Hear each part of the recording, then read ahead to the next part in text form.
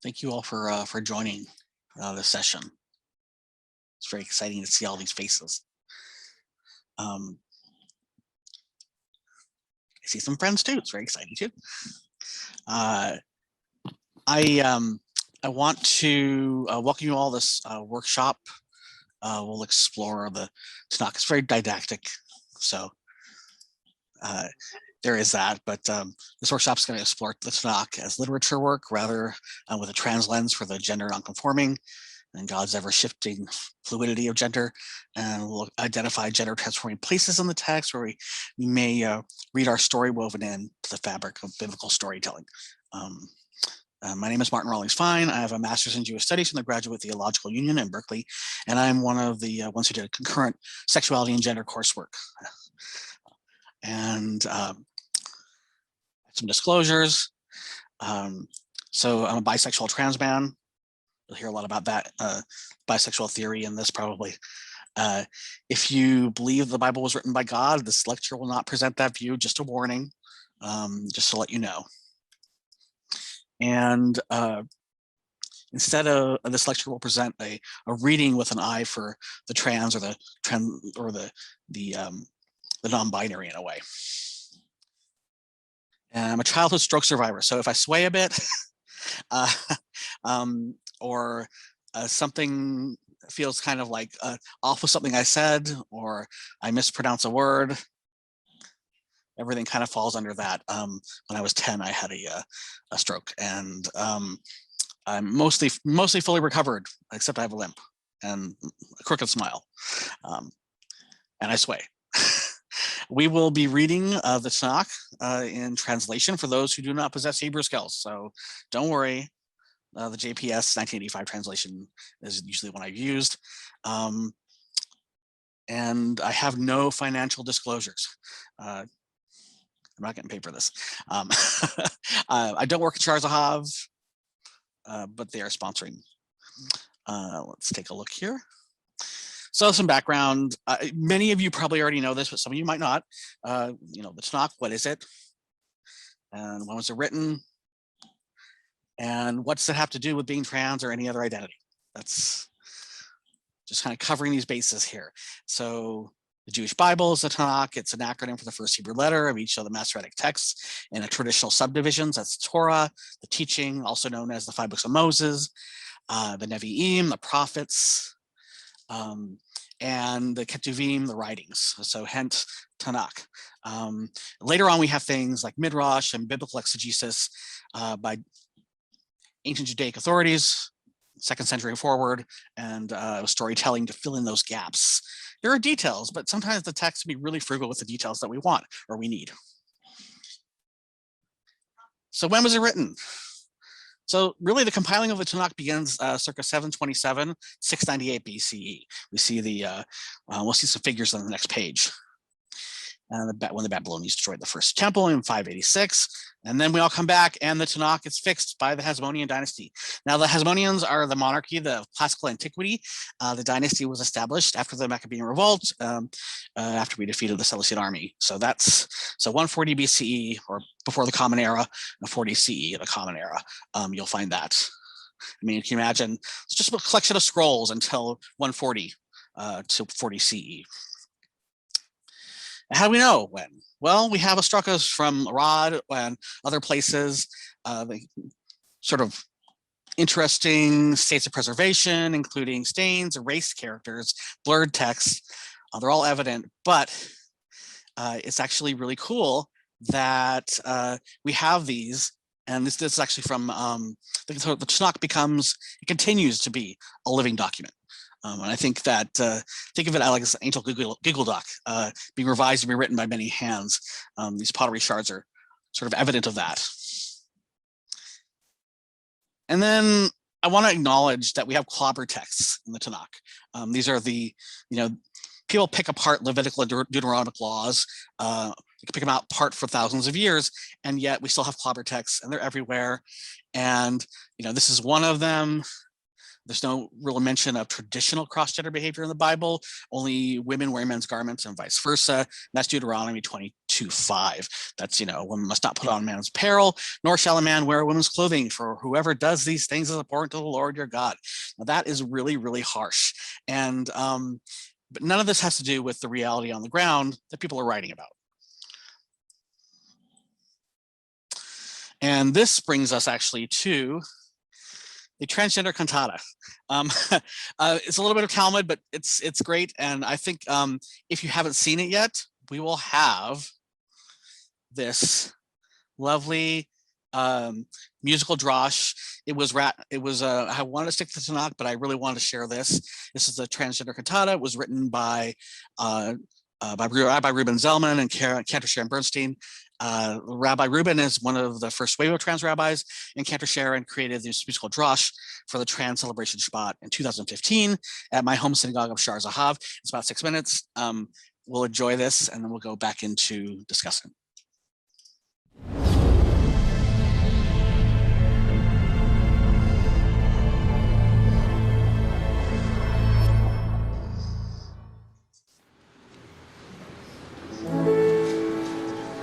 As a Jew, I'm always wondering, what does the Torah say?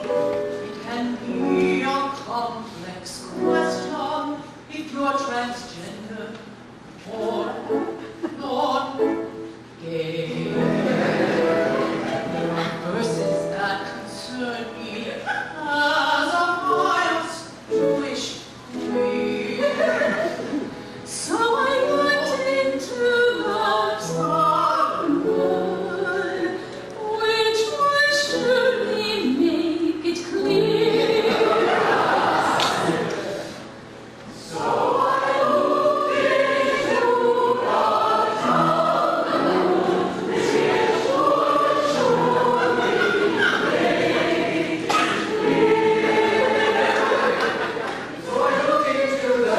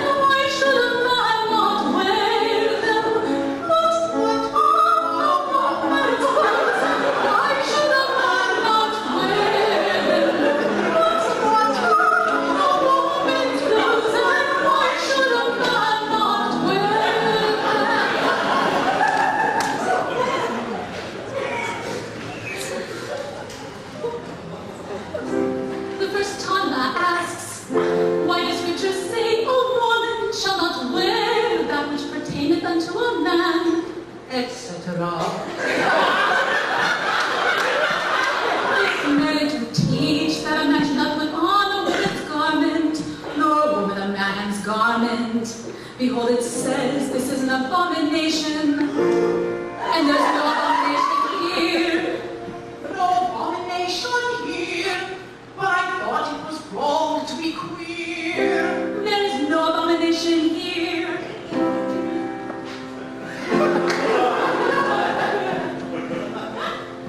There is no abomination.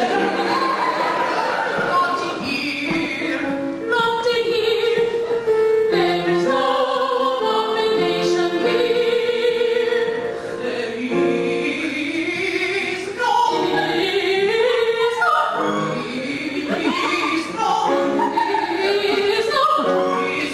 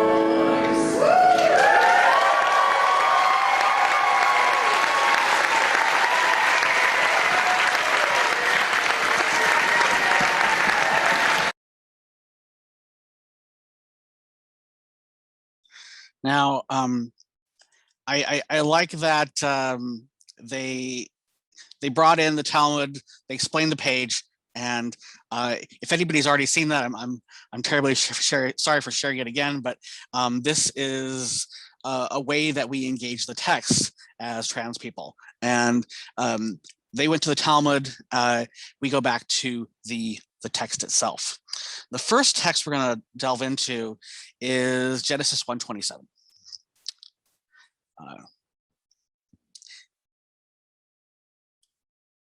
So Adam literally means earth creature. God created the Adam in God's image, in the image of God. God created him, male and female. God created them. And it refers to the human being, this human creature who was created out of the Adamah, the earth.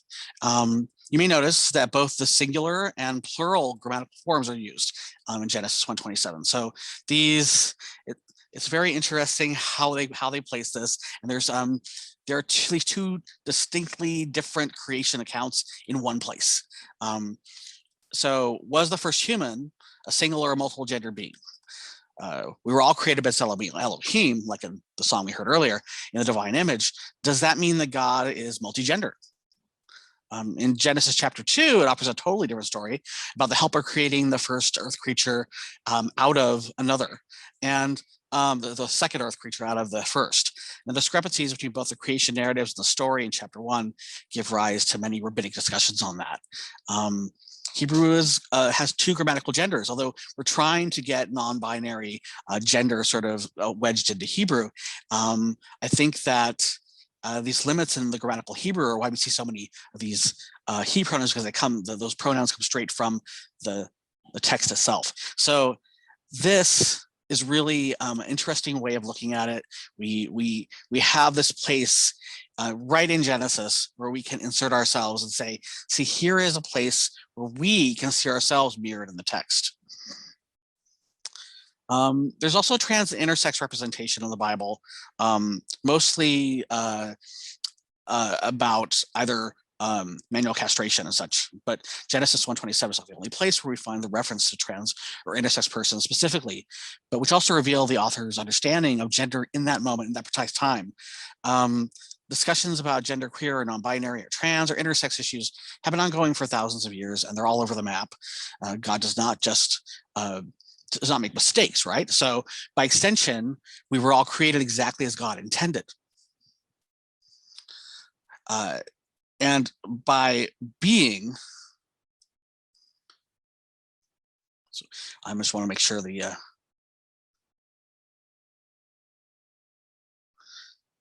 there's some interesting gods with different asterisks and different items in the chat. I love those; they're great. I like the star one, and God does not make mistakes, so we're all made exactly as God intended. And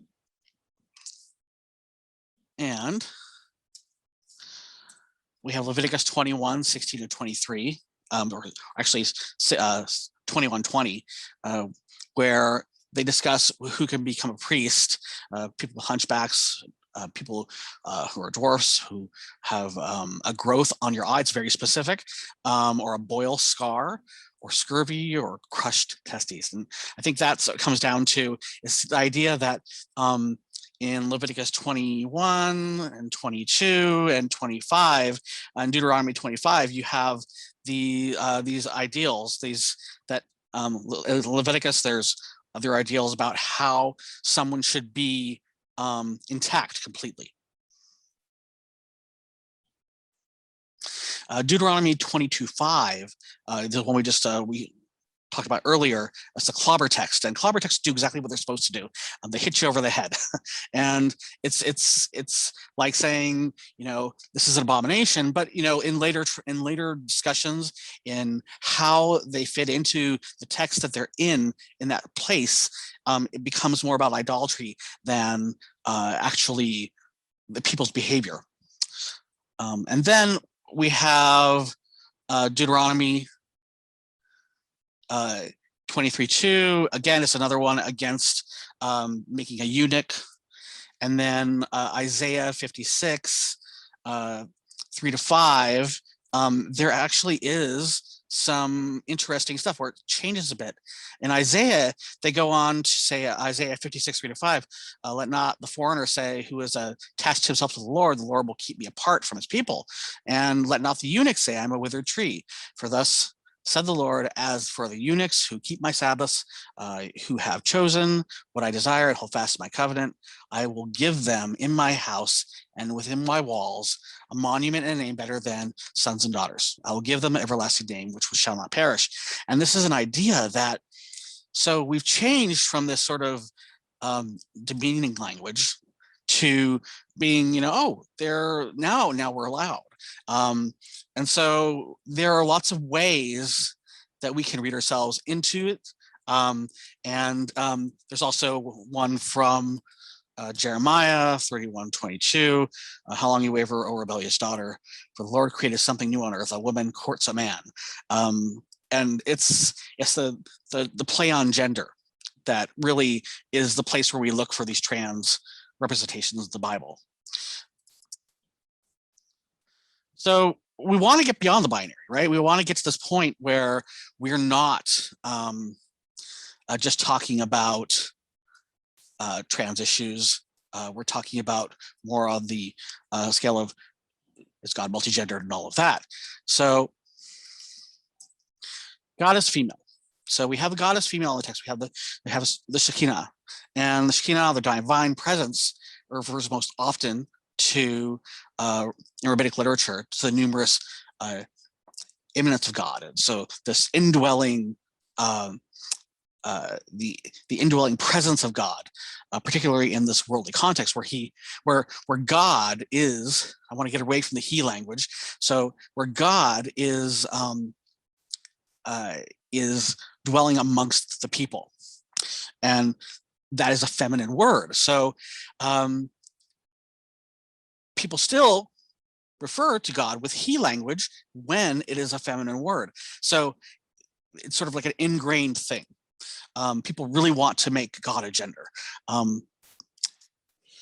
God is non-binary. It's a creation story where God creates a person who is referred to as, creating them. I think that is the point where we can look at it and say, God is either, classical Jewish commentators consider this human creation as male, bigender, intersex, or non-gendered. And if the many sexes and genders of humanity are equally in the divine image, does that make God multigendered? So is God multigendered or all gendered? There are also places in the text where God is seen as a husband or a wife. God is also seen as a father or a mother. And in these places, we have stories about God being all of these things to the Jewish people.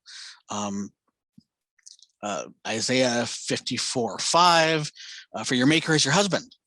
Isaiah 2:16, on that day you will call me by husband, and no longer will you call me by Lord. And Jeremiah 31:32, not like the covenant I made with their fathers, my covenant that they broke, although that I was their husband, declares the Lord. And so these ideas that God can be a father, mother, husband, wife to the multigender Jewish people are also very interesting. So here we go, we have God as Shekinah. We have, and let them make me a sanctuary that I might dwell, Shakanti, among them. This idea that God is feminine and called such in the text. And we have God the mother. You shall be carried on shoulders and down upon knees as a mother comforts her son, so I will comfort you. So these ideas, Isaiah 66:13, as a mother comforts her son, so I will comfort you. So is God a multi-gender being? Is God a woman? Is God a man? Is God a non-gender being? I know that earlier today we were talking about in Rabbi Rona's discussion of different abilities in Judaism, and how God is non-corporeal. So how do we see gender as being part of that non-corporeal being? So here I want to get to a really big one that I really love, Genesis 39:4. And Joseph was beautiful of form and fair to look upon. Now, I really want to explore the idea of Joseph the drag queen. So the emphasis is mine. Israel loved Joseph more than all his children because he was the child of his old age, and he made him an ornamented tunic for Genesis 37:3. And in Midrashim, such as Bereshit Rabbah 84:7, describe Joseph as penciling his eyes, curling his hair, and lifting his heel. In this essence, dressing in the fiercest drag. And so by gifting them the ornamental tunic, the ornamental coat, Jacob shows his acceptance and approval of his child as he is. The idea of Joseph, the drag queen, is an old one. It's not just for me. Hey, from the early centuries of the Common Era, rabbis discussed how different Joseph was in the feminine aspects of his demeanor. Joseph's gender nonconformity is written in the text. And it's really exciting that as part of his physical description, which mirrors prior texts about women, using language about his form and beauty that the Torah does not usually use for men. And that's an exciting thing to think about. And the idea that Joseph was one of us as a gender outlaw, a drag queen, a queer as funk, it's a breath of fresh air for me. The idea that we have these places where we can insert ourselves and say, oh, you know what? I can put myself right there because I can identify with Joseph. And then we also have places where women are in the text play roles which are typically assigned to men. The princess of Issachar, where Deborah, faithful to Barak in the valley, they followed at his heels. Among the clans, Reuben were great in the searches of heart. Deborah is a leader. She is a prophet. And then we have Yael, who is her hand she put to the tent pin and her right hand to the workman's hammer. And we'll find out why in a moment, because Deborah the prophet and Yael the warrior, they have these places where women do these extraordinary things, not extraordinary by our terms, but in their time, because the Song of Deborah is the basis on the basis of a linguistic evidence. It has archaic biblical Hebrew in it. It's one of the oldest parts of the Bible, dating back to the 12th century BCE, before the Common Era, the oldest poetry known. Coogan, so the brief introduction of the Old Testament, the Hebrew Bible in its context, points us out on page 180. Both the story and the song emphasize the fact that Deborah is a woman. So the story tells us that she was a prophetess woman, adding the word Isha to the word prophet, Nebiah, the prophetess, already conveying the information because it was a feminine designation. She's also called Lapidot's woman. Again, she's a woman, Eshet. So we have these points where the author is pointing out that these are women. The author is trying to subvert the gender roles in the Song of Deborah by using women, naming women, and then they are naming women who will go the distance and beyond the barriers of their gender stereotypes. At least even today, we don't think of we think of Yael as, being a really strong woman for vanquishing this person. So the author's trying to subvert these gender roles, and it's really a beautiful thing to think this is one of the oldest poetry things we have in the Bible and in the TaNaKh, and how they've done this is wonderful. I think that we can find these places.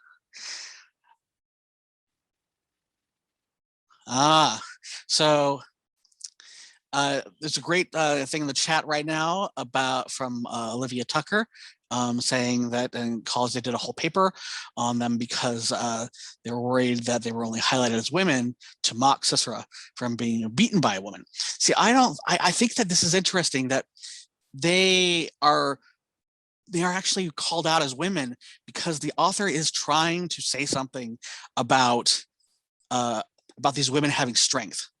And I think that, yes, it is kind of mocking the men in a way, saying, you know, these women had strength and the men didn't. But I think that it's really, really wonderful that this poem that is the oldest poem in the Bible, the oldest poetry in the Bible, is pointing out that these women are strong, and it's almost trans in the way that it juxtaposes these women's lives against these men who are supposed to be, you know, strong and brave and all that. But I think these, you know, going against the stereotypes is a place where we can insert ourselves. So here's one that's very interesting. And Jonathan made a covenant with David because he loved him as himself. Jonathan took off his robe he was wearing, gave it to David along with his tunic and even his sword and bow and his belt. Now, there are some people who, some researchers, especially Yoram Peleg, the article Love at First Sight, David and Jonathan in Biblical Politics, actually of gender, and it actually comes out with this idea that Jonathan was David's female bride because of the text, because of the way it describes him. And how do we look at this text now and say, well, they're both bi men, or they're both gay men, or they're both this, but these ideas that, you know, to undermine the Kish dynasty by saying that Jonathan is feminine, or Jonathan is not what a man should be, and actually putting the eroticism into the text to, you know, and also Saul's throwing of his spear at Jonathan. You know, the idea that I think Greenberg, Rabbi Greenberg in his book about God and men, that the spear is a punctuation. This, you know, if you want to be penetrated, I will penetrate you. This idea that this is aberrant in the story.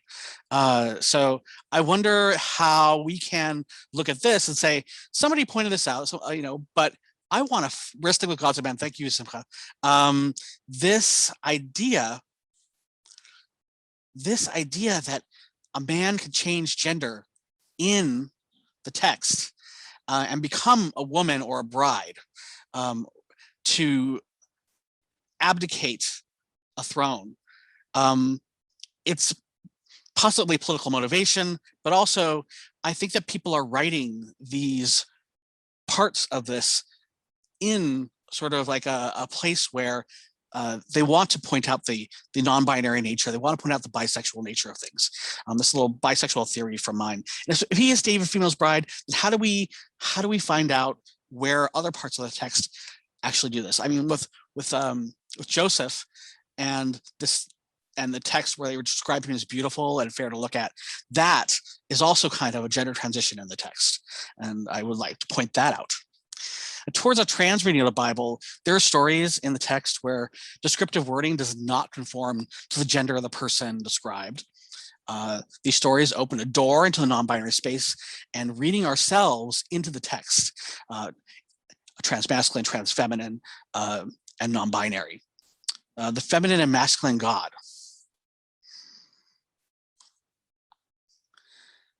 It doesn't say it in the text, but that was what. But the female bride was Yoram Peleg's addition.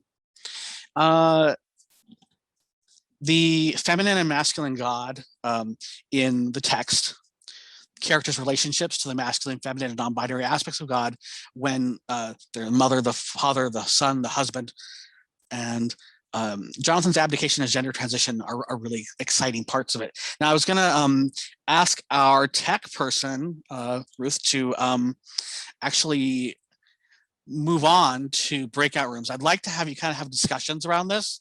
We're going to beat them for about 10 minutes to discuss Adam as a multi-gendered being, Joseph as a queen, as a drag queen, perhaps, goddess Shekinah, or Deborah as a prophet and Yael as a warrior.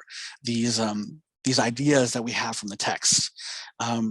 I'd like for people to just be randomly selected. I don't know if you can do that, CBST Zoom admin, but not a problem. Yes, but choose one that you want to look at, and what do you see as the most important part of a story that was described today? And can you see the places where the text leaves space for trans experience? And I want to spend 10 minutes discussing this idea in your breakout space, and then come share out with a set at the end of that 10 minutes. And when you come back, we can discuss this kind of in a less didactic style.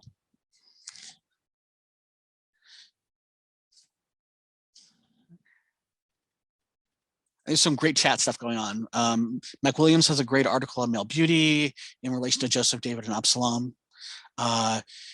Yes, Jonathan loved David. It's a great one. I used it in my thesis work, which is and Darren Guest as gender revealed, gender reversal to gender fuck. Darren Guest, didn't they write through the lesbian world? Yes. So they wrote the story of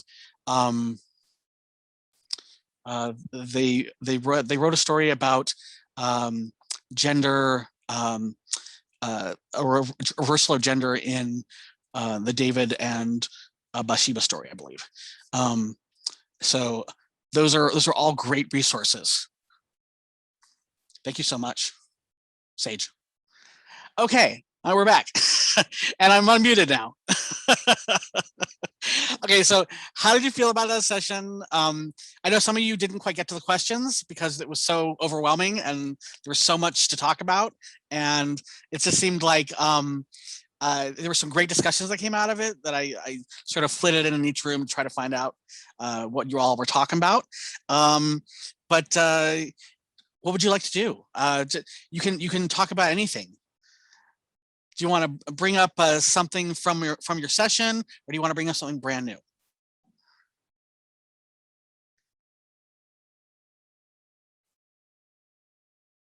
There were some great parts that, if anybody just kind of wants to paraphrase what, like, there was some stuff about mixed rituals. There was stuff about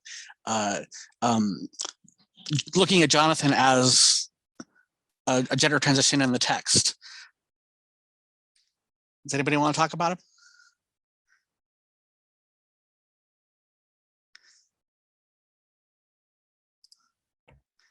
I made just like a less specific about the text, but just more a comment on like agency and how powerful it feels to like say this is our text, yeah, and we have like the right and the blessing to see ourselves in it, and just how powerful that is. If I could expand on that, kind of the acknowledgement and understanding that a lot of identities we hold nowadays didn't exist in the same forms that that existed when the Bible was written. So kind of acknowledging that even if there are people back then who were not like gender nonconforming, or nowadays we may have viewed them as non-binary or transgender, that's likely not how they saw themselves. And in the same way, someone in my group brought up that if they didn't have the same ideas that we had of transgender, then in the same way they may not have had the same ideas of cisgender. Yeah. So acknowledging that like gender the way that it was back then is inherently not the way that it is now, but at the same time we can still read our current understandings of gender into it just to find comfort, or be like, I see myself in this person and I have comfort in seeing myself in this figure. And I think there's actually something really beautiful in, by lensing the text. I'm sorry, that was terrible grammar and I apologize, but there's something beautiful about reclaiming the texts that have been used to hurt us so much as our own, and basically using them to basically a process of reclaiming a lot of this hurt in a very beautiful way.